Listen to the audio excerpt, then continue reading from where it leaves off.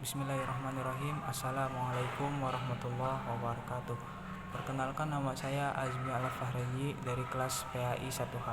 Di sini saya akan menjelaskan tentang perspektif pendidikan Islam atau mengungkapkan atau menjelaskan intisari saya dari judul tersebut. Nah, yang pertama adalah pengertian pendidikan Islam.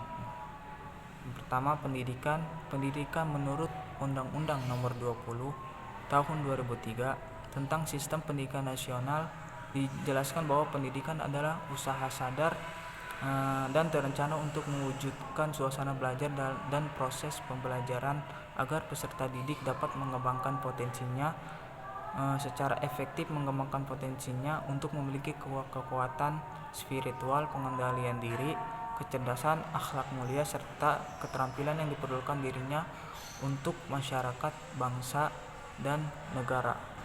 Selanjutnya yaitu pendidikan Islam. Menurut Haji, di sini saya mengambil menurut Haji Haidar Putra Daulay, pendidikan Islam adalah pendidikan yang bertujuan untuk membentuk pribadi muslim yang lebih baik, seutuhnya, mengembangkan seluruh potensi manusia baik yang berbentuk jasmani maupun rohani. Nah, selanjutnya di sini saya akan menjelaskan komponen-komponen pendidikan Islam. Yang pertama itu ada tujuan. Tujuan pendidikan Islam itu sendiri identik dengan tujuan Islam sendiri. Tujuan pendidikan Islam adalah membentuk manusia yang berkepribadian muslim kamil serta berdasarkan ajaran Islam. Nah, yang kedua adalah pendidik. Pendidik adalah orang yang memiliki tanggung jawab besar kepada peserta didik tersebut.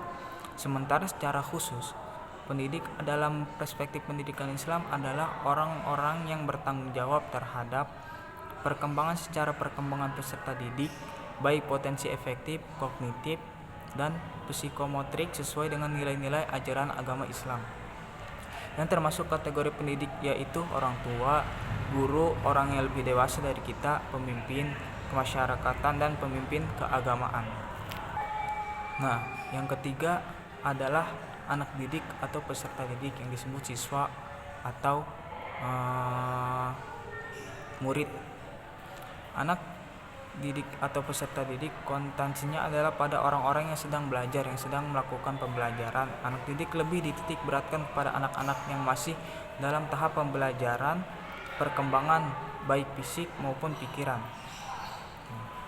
Istilah peserta didik mengandung makna yang lebih luas, mencakup anak yang belum dewasa dan juga orang yang lebih dewasa, tetapi masih dalam tahap pencarian atau menuntut ilmu dan keterampilan.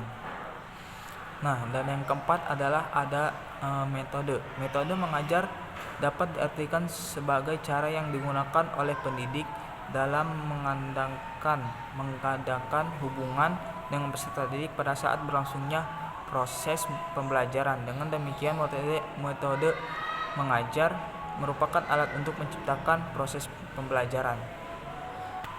Nah, yang kelima ada juga kurikulum. Kurikulum pendidikan dalam kamus tarbiyah adalah seperangkat perencanaan pendidikan dan media yang dijadikan acuan oleh lembaga pendidikan dalam mewujudkan tujuan-tujuan pendidikan tersebut. Dan yang keenam, yang terakhir adalah evaluasi. Dalam pendidikan Islam, evaluasi merupakan salah satu komponen dan sistem pendidikan yang harus dilakukan secara sistematis dan terencana sebagai alat untuk mengukur keberhasilan atau target yang akan dicapai dalam proses pendidikan Islam dan proses pembelajaran. Jadi ketika siswa tersebut melakukan uji coba, jadi sebagai guru kita harus melakukan evaluasi agar siswa dapat lebih mengerti dan lebih paham apa tujuan tersebut. Nah, jadi kesimpulannya adalah bahwa pendidikan Islam adalah usaha sadar untuk menggerakkan atau membentuk peserta didik menjadi pribadi muslim yang lebih baik, kamil, dan berasaskan Islam itu.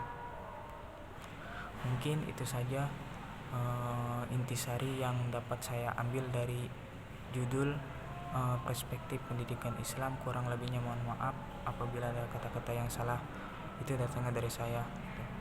Mohon maaf apabila ada kesalahan. Wassalamualaikum warahmatullahi wabarakatuh.